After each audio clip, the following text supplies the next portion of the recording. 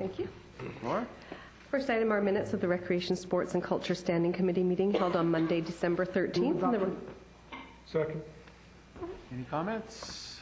All in favor? Unanimous? Item 2 is a delegation from Mr. Garrett, Ungaro, and Mr. Ed Ponsart of the Coquitlam Sports Centre Users Association. We'll just ask them to proceed to the podium. Welcome, Mr. Ponsart. Thank you.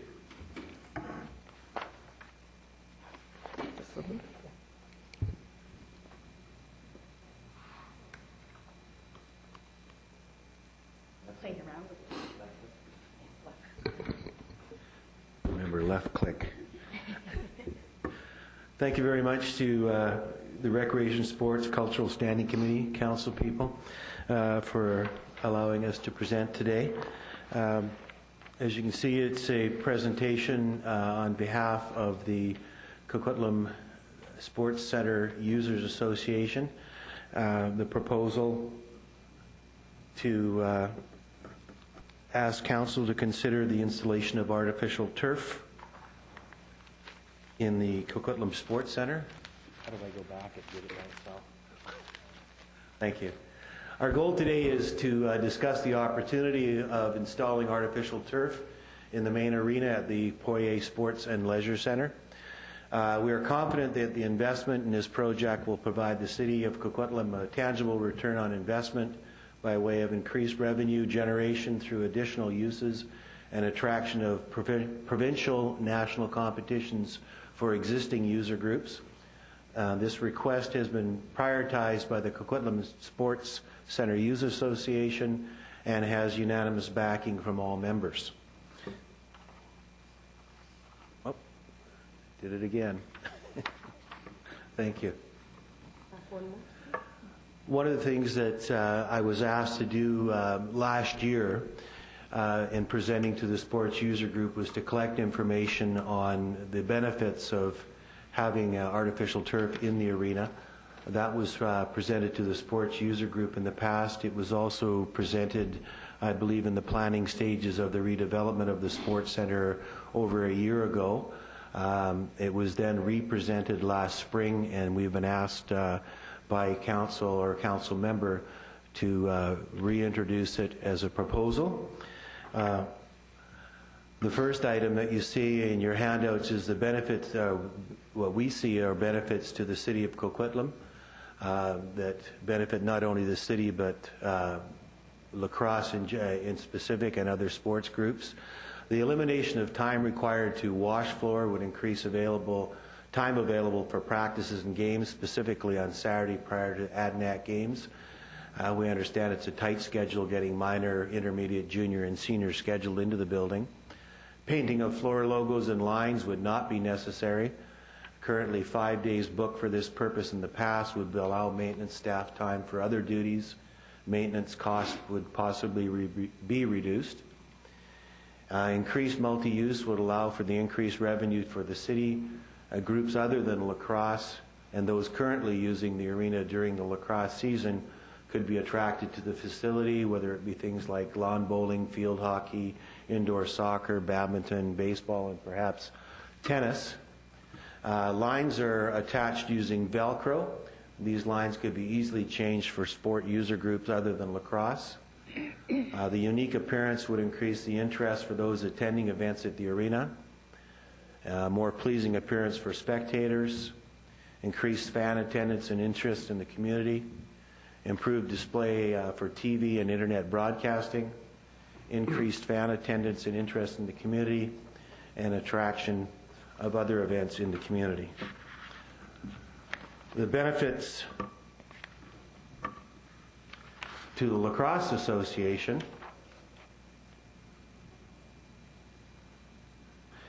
include the elimination of time required to wash floor would increase time available for practices and games, specifically once again on Saturday. Elimination of time used for line and logo painting could increase the time available for practices and games. It's a totally uniform and durable playing surface for a number of activities. It would reduce injury rates, increase performance level of players, allow players to perform more athletic maneuvers due to the softer surface, increase attraction to recruiting star players, athletes to the community, hopefully increase fan attendance and interest in the community, improve preparation for junior players to the professional leagues, thrill for minor athletes to play on the same surface as professional players, and improved display for TV and internet broadcasting. As part of my presentation, I did, in the research, we contacted the Township of Langley, who recently installed rec turf in the Langley Event Center. In those discussions, the Township of Langley has informed me they have a policy of not endorsing any particular product that they use. A representative of the Township of Langley did respond to our request regarding their satisfaction with the product they installed and the benefits they have noticed with respect to the installation of artificial turf in the Langley Event Center.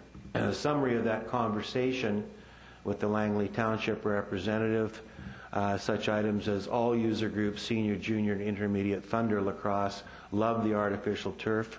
There have been no issues reported to the township.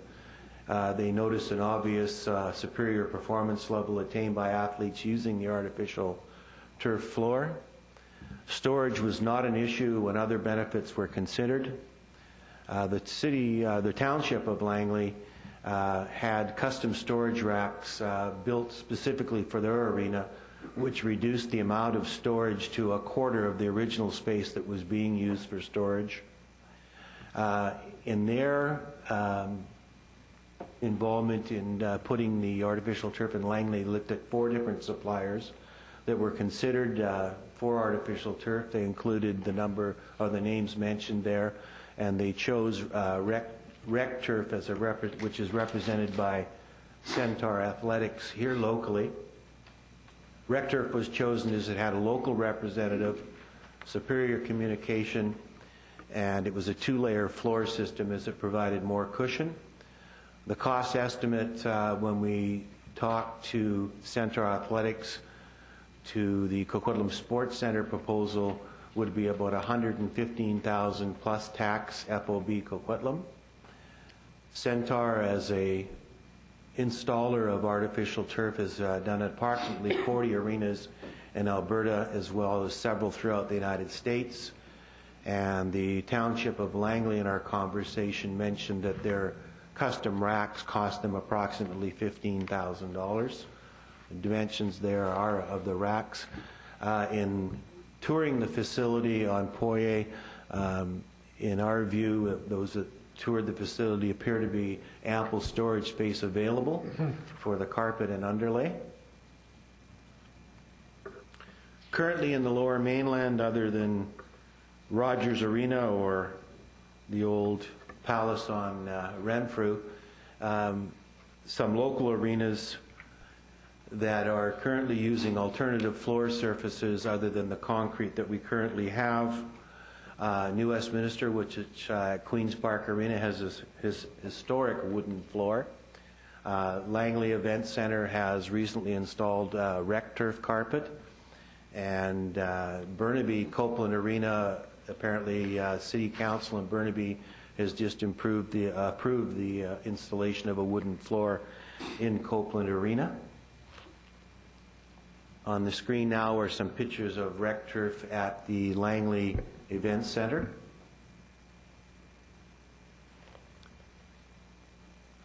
And this is the type of storage rack that they had built for their facility.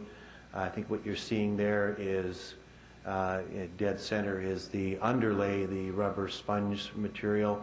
Off to the side, the storage racks with the carpet. And again, more photos of the storage facility. On behalf of the Sports User Group, thank you for the opportunity to present, and if there's any questions. Thank you, Mr. Ponsart. We have one question so far. Councillor Secor. Thank you, Chair. I noticed that, a great presentation. I think it's something that really, when I looked at it this morning, when you got this package, had my eyes wide open, to see that something like this can be accomplished. The one thing I'd like to ask you, you said that some arenas are using wood instead of cement. What is the benefit of having wood instead of cement? In New Westminster, it's a long-standing historical thing that they put in years ago, and of course it was replaced, I believe, 2 years ago. It's a totally different playing surface. It's something that was there, and I'm not sure of the original reason. Maybe Les Wingrove, one of the representatives from the sports user group, has a little bit more history on this night. Sorry, I was remiss in mentioning that there are 2 representatives, observers here from the sports user group, the chairperson, Andrea Mattinson, and the general manager of the senior Adnex, Les Wingrove. Mm-hmm. Well, the wood floor provides... Could you come forward, please, Ms. Wingrove? The wood floor provides much the same benefits as carpet does. The biggest difference between the 2 surfaces is probably cost. Rec turf would come in probably in the neighborhood of 1/3 to 1/4 of the cost of a wood floor, and probably bigger storage issues with a wood floor than there would be with a rec turf floor. The storage of wood floor has to be in a controlled environment where carpet can be stored in the cold or anywhere. We have rec turf in all the professional arenas in lacrosse. We have the club that I'm involved with is the Pepsi Center in Denver, and we have 18,000 people coming out to watch lacrosse there with carpet on the wood floor, and the carpet is moved in and out of there at will because the arena is shared with professional basketball, professional hockey, and so on and so forth, and sometimes that arena changes from ice to basketball wood floor to carpet for lacrosse all in one day. And there the carpet is simply stored under the bleachers in the cold and everything else. Okay. Now, the sports user group is all in favor of this, am I correct? That's correct. Okay. Now, is there any sports groups that would be down to them instead of up, that would be objecting to this? Anybody in the arena that uses the arena would say, no, it's not what we want? Is there anybody? No. No? Okay. Mr. Chair, I think it might be a good idea if this user group, Sports Association, worked with our sports, with Lori McKay and her staff to see how we can accomplish this. It sounds like a great idea. Okay. Yeah. Thank you, Mr. Chair. Do you have some idea of the time it would take to lay a floor like this? In our discussions with Centaur last spring, I believe they said it's the original installation, when they're cutting everything to fit custom to the arena, was about a day and a half on the original installation.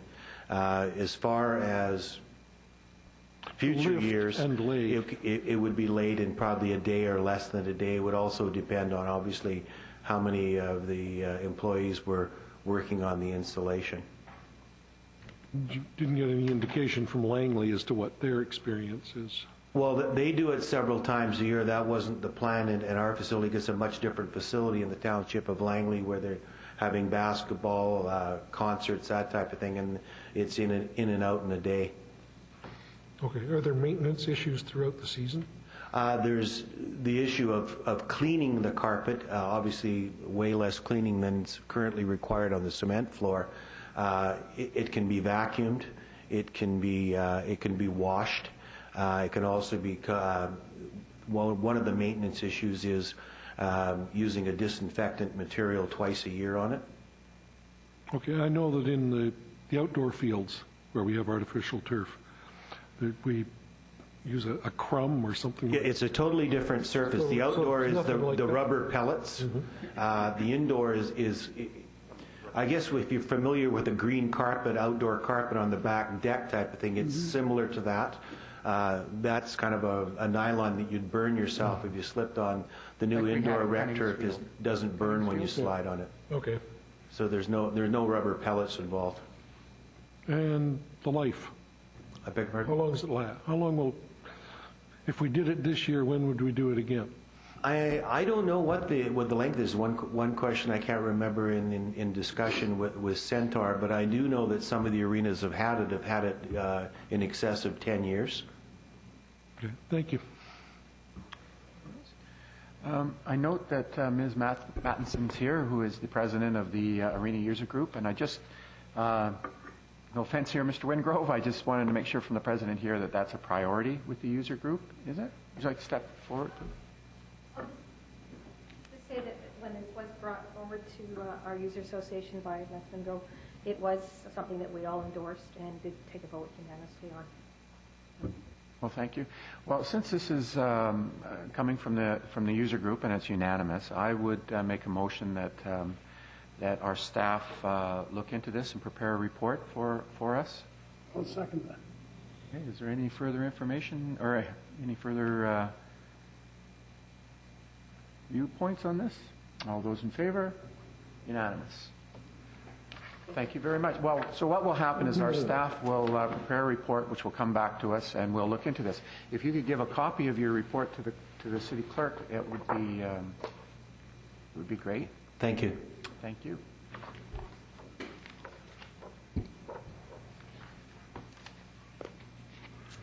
Item 3 is also a delegation from Ms. Jeanette MacLean of the Northeast Tennis Society.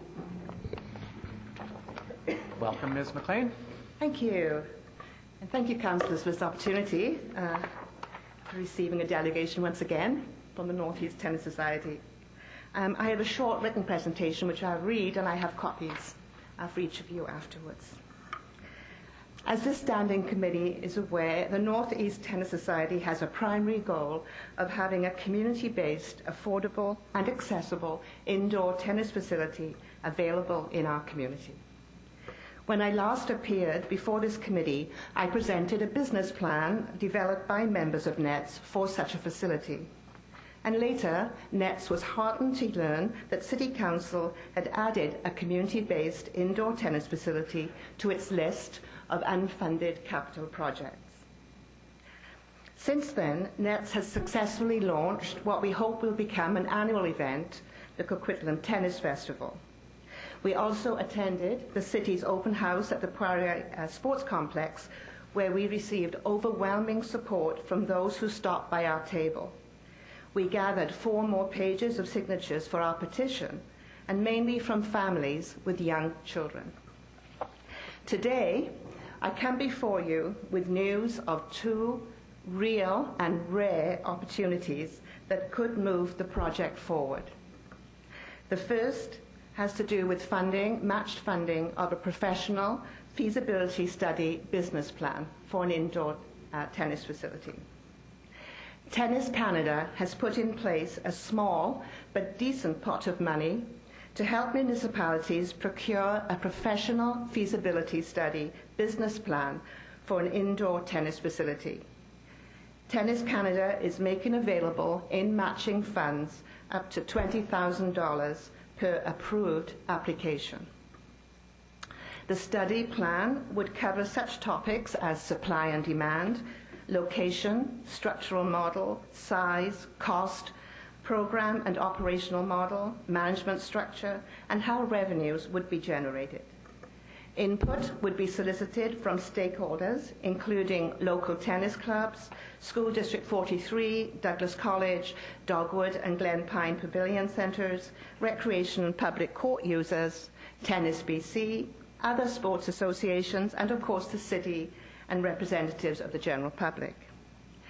To date, the cities of Vancouver, Vernon, Salmon Arm, and Kelowna, in BC alone, have taken advantage of this matched funding opportunity. The Vancouver study is due at the end of February, and this will be a public document. The NETS executive has met with Tennis BC senior staff.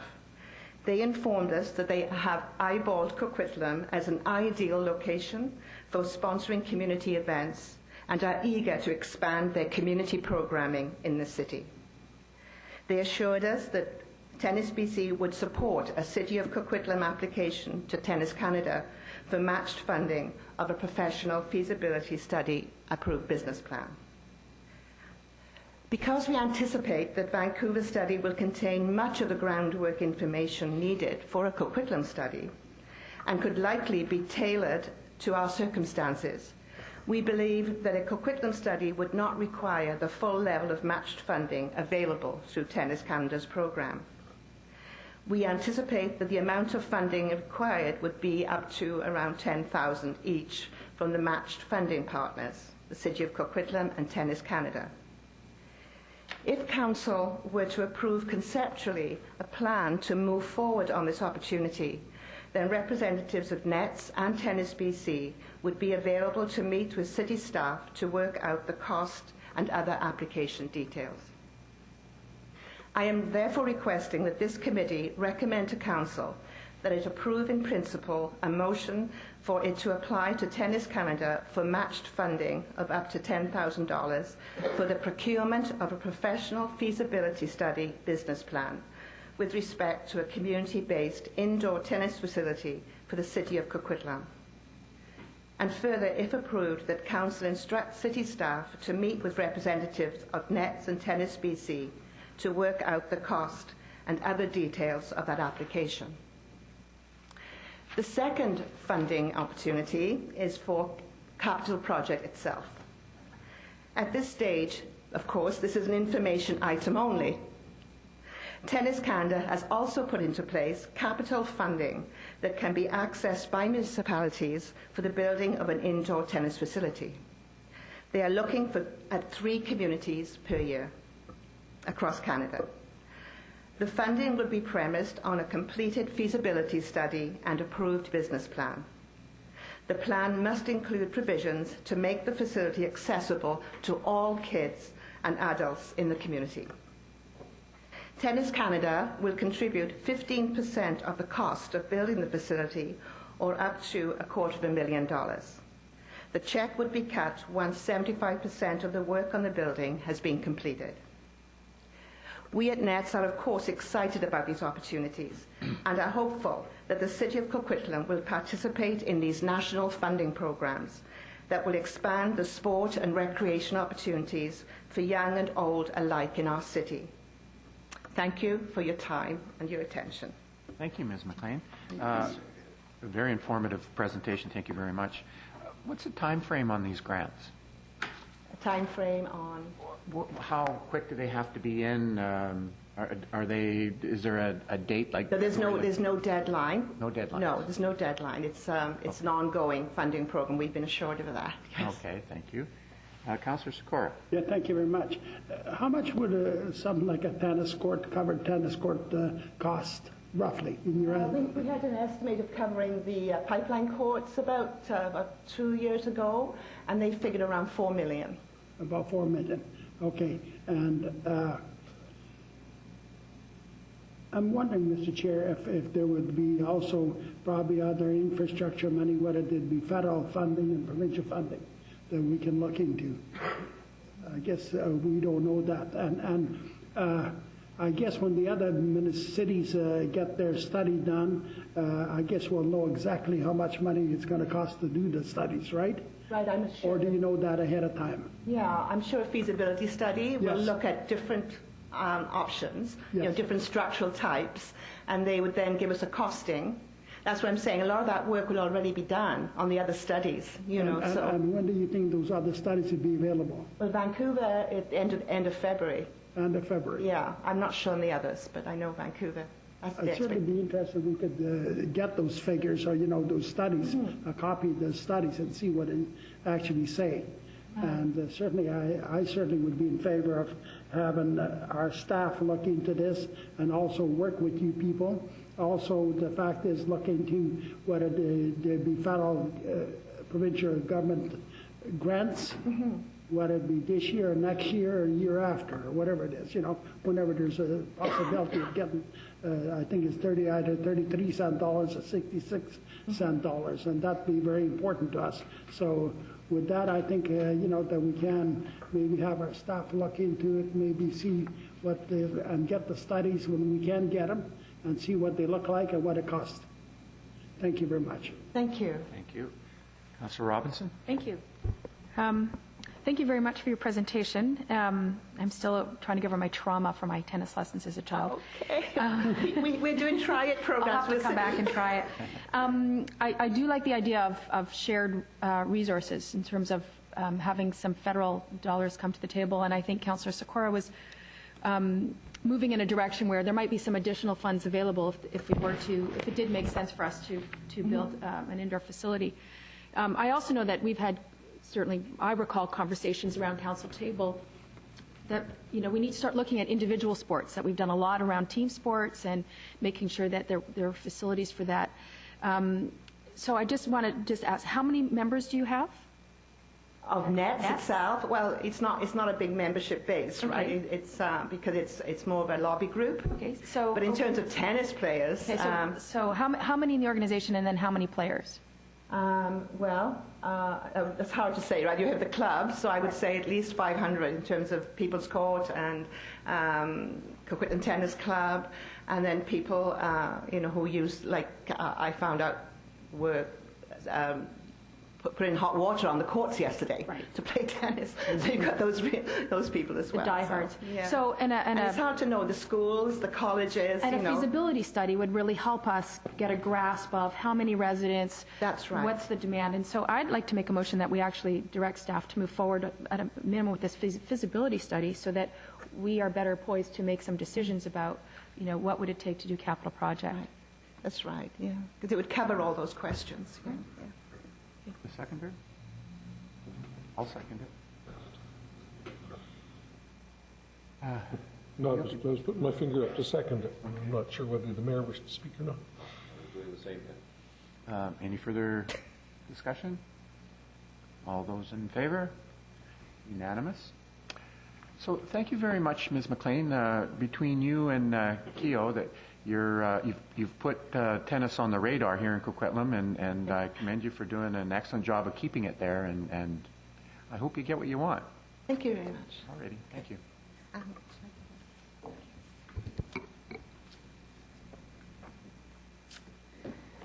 Item 3 is reported General Manager, Parks, Recreation and Culture Services related to International Children's Winter Games from January 26 to 31st, 2011.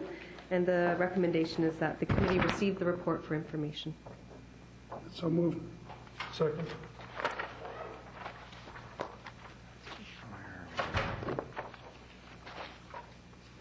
Are we on, I'm sorry, Item 4. item 4.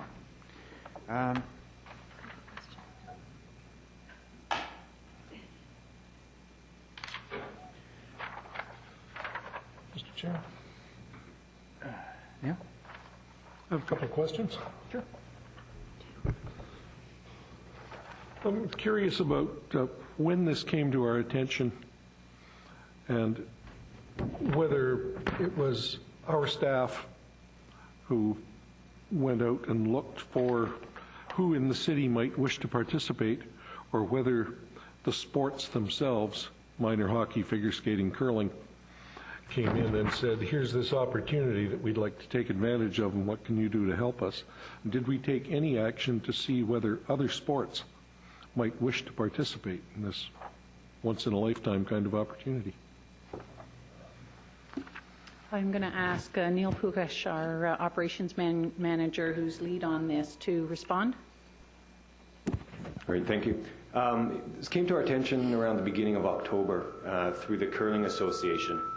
And they had asked us if the City of Coquitlam would want to participate. I asked them to send the guide to entry for me, and there is limited discipline sports involved because it is a winter's game sports, and it came to the association, and we put it out there to see who would be interested, and the response I received back was from hockey, boys hockey, curling, and figure skating. We were limited to how many delegates we can send. They don't want too many people coming, and the delegation size was 28, including coaches and athletes. So we're a little bit over that threshold at about 33 or 35 because there was some shorted participation in some of the events, and they've actually had to cancel a couple of the events given the lack of registrations. Thank you. Ms. McKay, is there I see we're being officially represented there because we put in a registration fee for them to come up. So Coquitlam is being officially represented. Are there any other, or is there anything else that we can do with this, or is there an opportunity to send a delegate or anything along those lines to represent Coquitlam? Yes, Coquitlam is being represented very well by the participant sports, but additionally we are represented as a city in that we will be having one of our city flags flown as part of the opening ceremonies.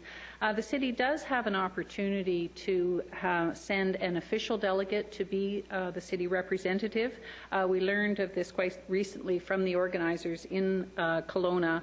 So we do have the opportunity to add to our delegation with an official representative that would be funded by a grant that Kelowna has received to host this event. Do you have any, this is relatively new information then, I take this, so you haven't had a chance to think this thing through yet for the delegate? Yes, it is quite recent news for us. Normally, we would want to process this through committee and the Sports Council as well. At this late date, I believe that we have a couple of options. We could not send an official delegate to represent the city, and that would be completely acceptable.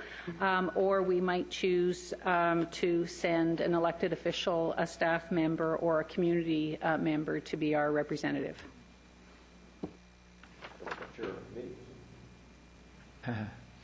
Well, would it, I guess,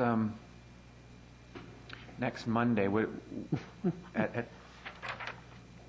for our council meeting, if you had a suggestion of a staff member or anything that could be beneficial to go to Kelowna to represent Coquitlam, would you be able to have a recommendation for next Monday? Would that leave enough time? Certainly we could do a walk-on for Monday. I think that our first recommendation would ideally to have an elected official, since you are our best representatives of our city. If that's not feasible, I believe the second option would be to have a staff person be the representative, together with one of our community members who's already going, who also happens to be sitting on the Sports Council. So I believe it is feasible for us to pull something together. We just have to look at schedules and availability, but my recommendation would always be to have our civic representative to be an elected official if that's possible. Thank you. Councillor Scott? Thank you, Chair. I noticed it's being held in Kelowna. I wonder if all the cities got ever some invitations that they can host one of these, and I wonder if Coquitlam was ever invited to host one of these, and I think it's worthwhile for us to look at. If we can host something like this, it'd be great for the city of Coquitlam. Through the chair, I think it's a very topical question. Councillor Sikora, I believe the city has on a number of occasions, council has raised the idea of sport hosting and what opportunities that might present to us. Typically in these major sporting events, cities bid to host these events. It's not so much that you wait for an invitation, but it's a competitive bid to put your best foot forward and say why Coquitlam should be the host to more of these types of tournaments, both for the benefits that it brings to our local community in terms of engaging volunteers and providing entertainment, but there's also significant economic spin-off benefits as well for communities. Yeah, I noticed that. I remember in one year we hosted the summer games and the senior games all in 1 year, so certainly we'd be able to host something like this very easy.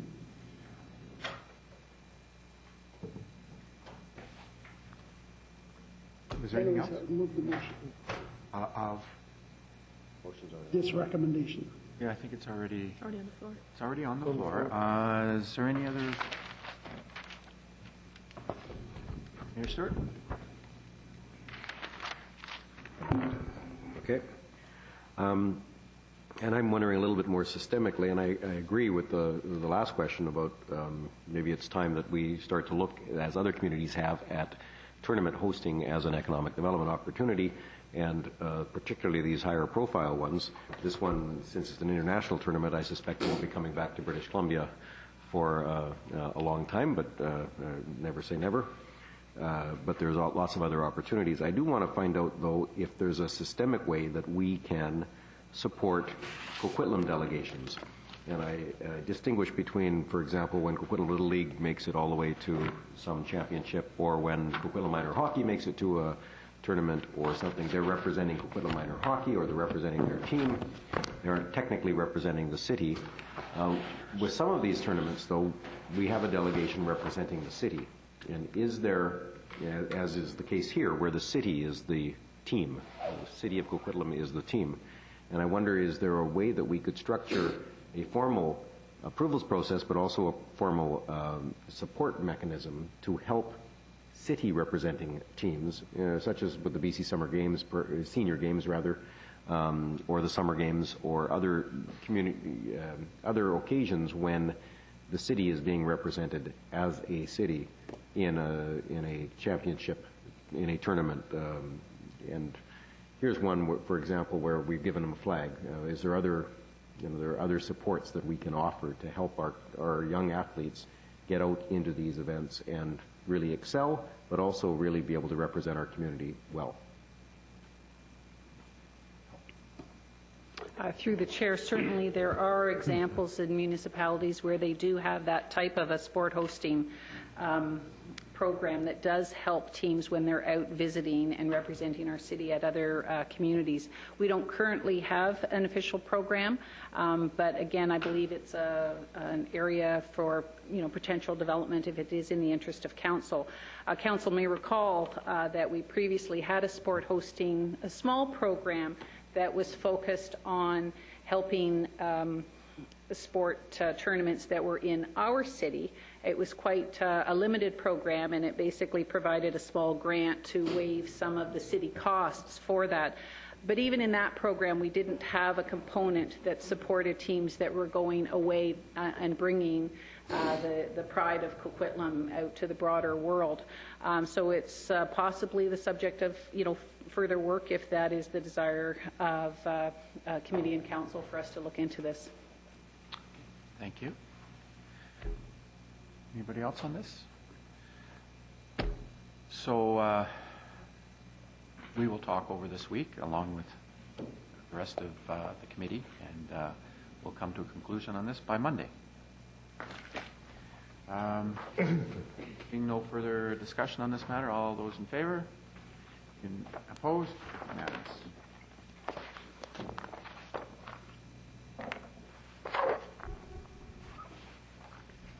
Item 5 is a verbal report of General Manager Parks, Recreation, Culture Services related to a cyclical review update.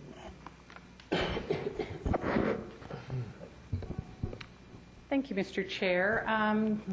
You'll recall that in June of 2010, Council approved a cyclical review for what was the Leisure and Park Services Department at the time, but became the Parks, Recreation and Culture Department. And as part of that approval, Council had asked for a report back from staff at the 6-month mark. So we're at that point in time now, and it's my pleasure to give you an update on our progress. So just by way of background, this was the structure that was approved. It represents the management structure of the organization as of June. We actually implemented it June the 22nd, the day after it was approved at the regular meeting of Council. The department had 16 management positions in its old structure. In its new structure, it continued to have 16 positions, organized, as you see in this org chart, into 3 operating divisions: the Parks and Facilities Division, the Program Development, Culture and Business Support Division, and the Recreation Division. Through the change, 4 old positions were eliminated and 4 new positions were created for a net zero of a net gain of 0. The next slide is just a reminder of what sort of the key issues that needed to be addressed, that we were looking for improvements for in this new structure. We wanted the new structure to be more responsive to council priorities, more accountable, have improved communication, both internally and externally, a better workload distribution, a better ability to meet critical timelines, more internal cooperation and no silos, and provide for career development for our staff. So that's all by way of background. Moving ahead, we've been working very hard in transitioning into this new structure. We looked to lead our change management initiatives by using a distributed leadership approach that would really tap into all of the leadership capability that we have in our department, and used a distributed leadership model. There were leadership roles for staff at every level of the organization, and 26 leaders stepped forward from the organization to be part of this transition team. They were organized into 7 specific work teams and led by a steering committee. The group itself went through a different kind of process in identifying how they were going to tackle this issue, and they self-identified 7 key areas that they felt were absolutely critical for us to address during this transition in order to be successful. And I'm going to go through those 7 teams and what they were working on. The first team was looking at customer service, and for them we wanted to make sure that while we were inwardly focusing on changing our organization, we didn't miss a beat in terms of continuing to provide that excellent customer service to our clients. They also invested a lot of time in having interviews with our frontline staff to understand what was working for them, what would help them to continue to provide that excellent customer service, and what concerns that they had during this transition that might disrupt that ability to do excellent work. One of the things they learned by having those one-on-one interviews with staff is the power of the thank you, and how much our frontline staff and our customer service staff appreciate being acknowledged for the work they do, acknowledged by their clients themselves. Thank you is really the best reward, but also very important to get thanks from their supervisors and their colleagues. One of the outputs this team has created to support us was a quick reference guide for contacts.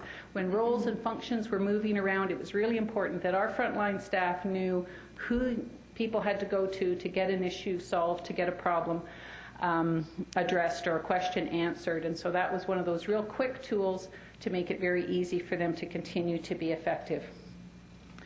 The next team was the team that was looking at physical workspace. You may recall that one of the issues that we had in the old structure is that we had a distribution of staff throughout the whole city, and communication was one of the challenges, and silos were one of the challenges, and one of the recommendations was to try to physically get more of our work groups working closer together so they could communicate more effectively, both formally and informally. There's nothing like the hallway conversations or the I was going to say water cooler, but we don't have water coolers anymore, but the drinking fountain conversations where problems get solved and information gets shared. So this team was looking on what would make sense and be cost effective in terms of relocating some work groups to achieve more synergies, improve communications and efficiencies. That team did develop a proposal, and they did that in consulting with the work groups and the individual employees to try to figure out what might be feasible. And they were able to come up with a program using existing resources within our operating budget. Through that process, they also developed a general set of guidelines that is going to be a very good investment as we move to the next big piece of work we have, which is looking at the City Hall space study. And you may recall that we need to, in the next couple of years, be thinking about how we're going to continue to use this space efficiently and have it serve our long-term needs.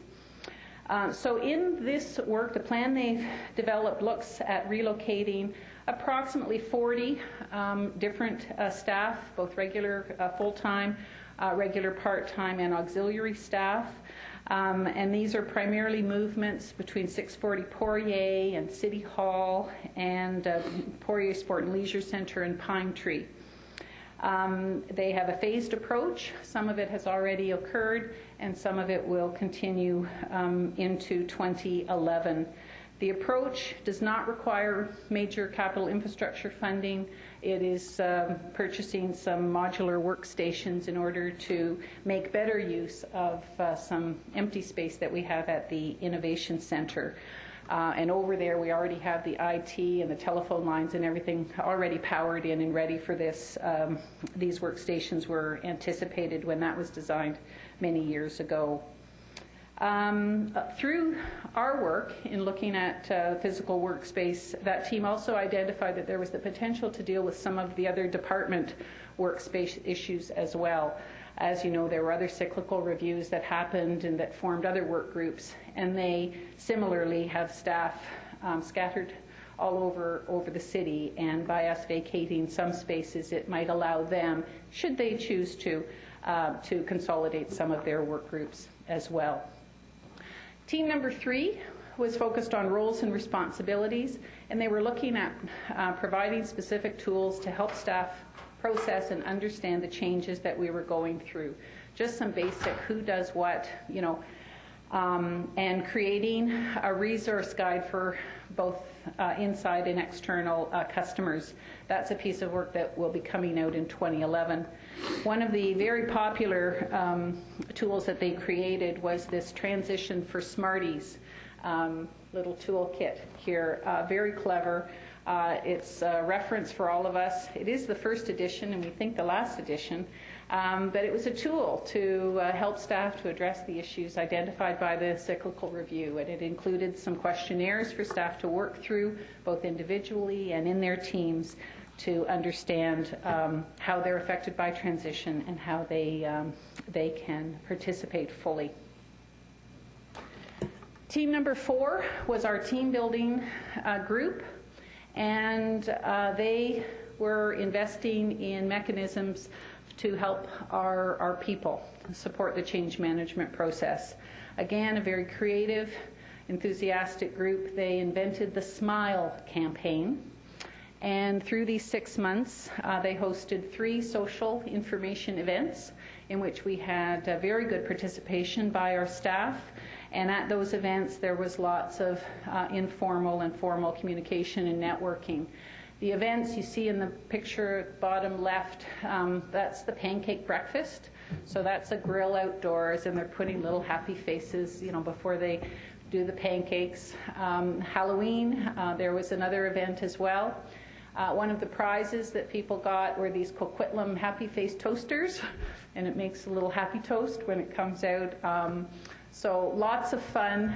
Their third event was an after-hours social event. Lots of participation, and just really important that people are feeling engaged. And some people like to read memos or emails. Some people like to have meetings in their work group, and some people like to process things in a more informal social atmosphere. And this team did an excellent job in that. We have our 4th SMILE event, which is scheduled for January. And is part of our department annual meeting. Through that team, they also did surveys at the SMILE event to understand who was participating and how these events were helping. And the results of that indicated that 92% of the people that participated thought the events helped with networking within the department and team building. 78% of the participants it helped them to talk about the restructuring and what they were going through. And we surveyed the preferred communication vehicles for staff, and the results indicated that there is not one preferred, that they like all the different kinds of tools, and they want us to continue with all the different kinds of tools, and one tool is never going to satisfy everyone. So very useful information.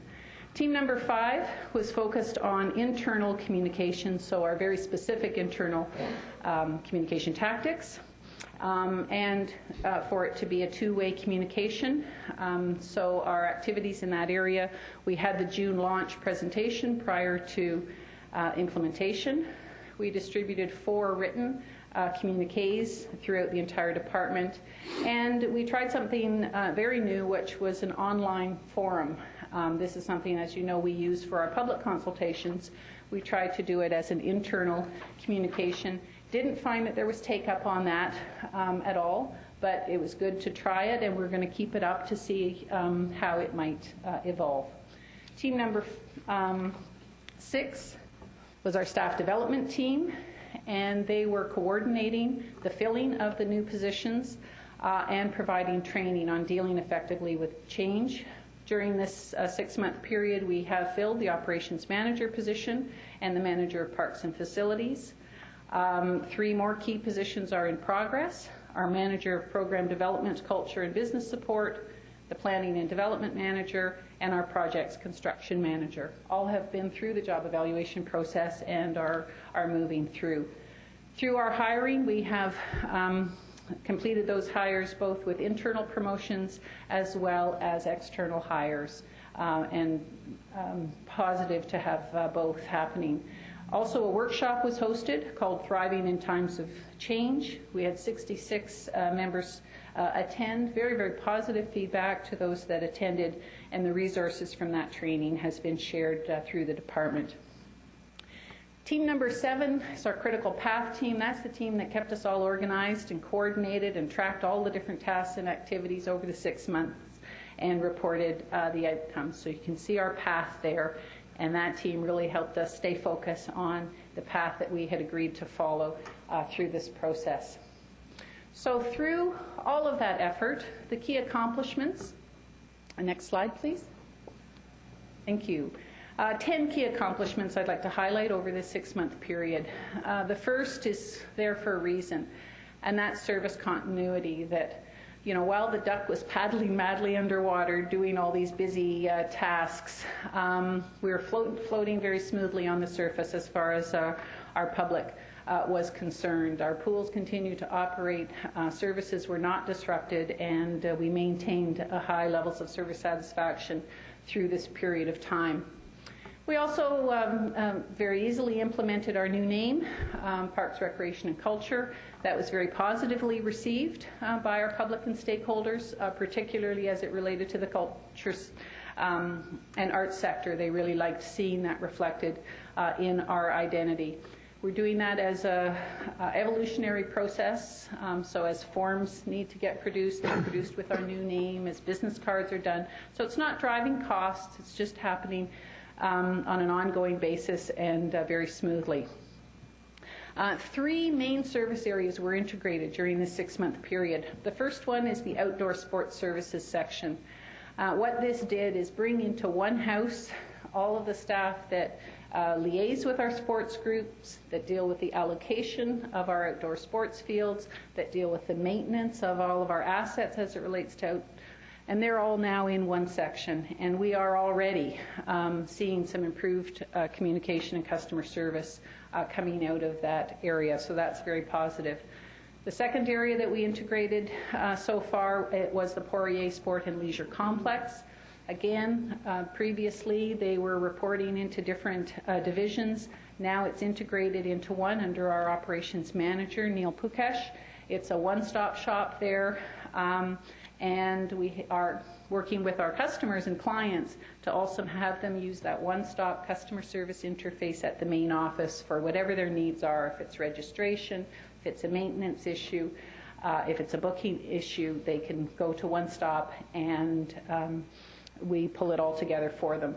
And we're seeing some improved workflow as well with some of the back office systems. Moving on, the third area that we integrated the services was the parks and facilities area.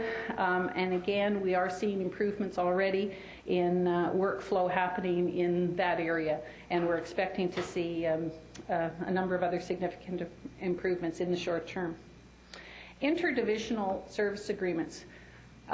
Even though we've integrated a number of our key service areas, we still have other areas that involve a number of different players. And the tool that we're using to have that work seamlessly is having agreements between those two departments so that they know what the standards are, what the expectations are. And so we've made progress on developing those internal service agreements.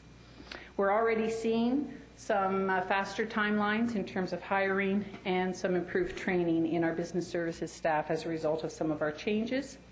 We've seen an improved workload balance. This is particularly in the recreation service area, where previously they were just brought into every issue in all of the other areas. Now they're able to better focus on their core service areas, and there's a better workload balance. And staff participation and engagement has been phenomenal through this 6 months, with just about everybody involved in some way. If not on a steering committee, they're on a subcommittee, or they're helping out, or they're participating in the process. So I feel that we are ready for ongoing success. We've had 4 key challenges in this 6-month period. The first one is the filling of that new division manager position. We did post it in the fall. We were not successful in finding the successful candidate, so we have reposted using the services of an outside firm, and we have a group of candidates that we will be interviewing this month. So I am hopeful that we will find a successful candidate in this second round. Having that delay of hiring such a key position has delayed some of the timeline in that particular division. The second challenge is just the change management process itself, and that's always a challenge. Different individuals respond differently to change. We approach this change as a process and not as a single event. It's an ongoing process, and that it's a process that is individual and developmental, and it can be a time of great renewal and creativity, but it can also be a time of stress and anxiety and resistance. And we need to respect that whole process, and that everybody reacts differently and needs support in different ways. The third challenge was just managing this change process simultaneously with other change processes that are happening in the city. And our department in particular was impacted by changes with the creation of the Strategic Initiatives Department, and also the creation of the Environmental Services. And so, managing these changes together with those changes has required some good coordination. We've also had a number of significant retirements in 2010, actually sort of record-setting, and that's just part of the normal succession of people ready to move on to do other things in their life. But we did have a higher than average number of retirements in 2011, and we needed to manage that with this as well. And the fourth one is just my own circumstance this year of having a couple of broken bones here. And you don't ever want to have an injury and be away from the office, but you particularly don't want to do it in the midst of changing the department. And it is very difficult to lead via email, and so I have to recognize that certainly was a challenge, but can speak to, again, the leadership and commitment that we have in the department and their ability to accept that and email back and work through it. In terms of next steps, we will complete the hiring processes. We will move forward with the physical relocation that I described in a phased approach. We will create the service contact directory. This is sort of like a who's who, short, quick reference guide for both inside and our external stakeholders and customers, even to the point where we'd have a little business card that a worker in the park could give to someone who might be asking them about a recreation issue. They might not know it, but if they had even just a business card that had the key numbers, so that citizen would know who to call when they get back home. We want to move these change management activities into being a special project, into just part of our normal work and that continuous improvement that we're always working on. And we want to stabilize in 2011 and continue to perform and see the positive benefits. The next slide is really recognition of the incredible work. These are the 27 people that really invested a lot in this work. This is the transition team, and they have been leaders through this process and have engaged all of our staff in helping to move the department forward, and I really do want to acknowledge them in this work. And that concludes my presentation. Thank you, Ms. McKay. We've got a couple of questions. Councillor Score. Yeah, thank you very much. On these changes that have been made, you know, I'm going to talk about in a closed-door meeting rather than open door. I think it'd be better. But I've had a lot of negatives on these changes, on the way it's structured. I don't know what is good, bad, or indifferent, but I'd rather discuss it in the closed-door meeting. So as we go into closed-door meeting this afternoon, I'd like to bring that up as an item. Thank you very much. Thank you. Neil? Thank you, Mr. Chair. This has been really helpful. It's, I think, one of the most important roles of this committee and of council.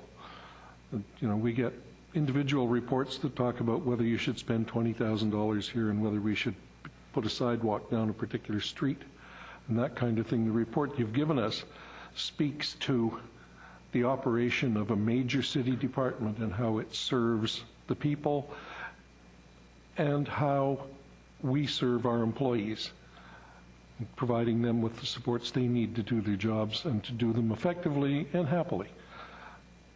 So it's I think, really, really important. We'll probably spend more time on it in this meeting than we have in any other item in the meeting. The first thing that occurred to me when I opened my binder was, why is this a verbal report? I work way better with sentences and paragraphs. I could not possibly retain or write enough notes as you were speaking to go away from here with a retained, complete understanding of everything that's going on as the transition goes on. It's billed as a cyclical review update, but it seems to me the cyclical review is complete. What we're talking about is the transition, the implementation of the results of the cyclical review. So it's an update on implementation. The transition is ongoing. I think one of the points in your last slide was coming to stability. So we've had 6 months of ongoing change. And I think Councillor Sikora refers to some level of uncertainty among some of our staff as to where things are going and where they're going to get to. So I'd like a feel for, when does it end? When's the transition over? And I really would like to see a written report covering what you've covered today and including a timeline. When did it begin? Where are we today? When do we expect it to end? I don't expect an immediate response. Thank you. Okay. Is there anyone else? Mayor Stewart? I just want to express appreciation to that team that put together this change review. I mean, change is enormously challenging, and it's easier to do things the way you've always done them, and to change the way you've done them is more difficult. But I also wanted to make a personal comment that about the 2 broken legs. Don't let that happen again. Thank you. It's been a big job, and it's ongoing, and my hat's off to every name on that list there that's put in a lot of time and effort into this change and transition. Or did you? I'm sorry. Well, I was just going to say, when this comes forward to council as a recommendation from the committee, perhaps it can be accompanied with something in written format that would satisfy Councillor Nicholson and provide people who weren't here for the presentation some background information. You've got plenty of time. No further discussion? So, Councillor Reid is not here. It's not here. All those in favor of receiving this report? Opposed? Unanimous. Thank you very much. Thanks.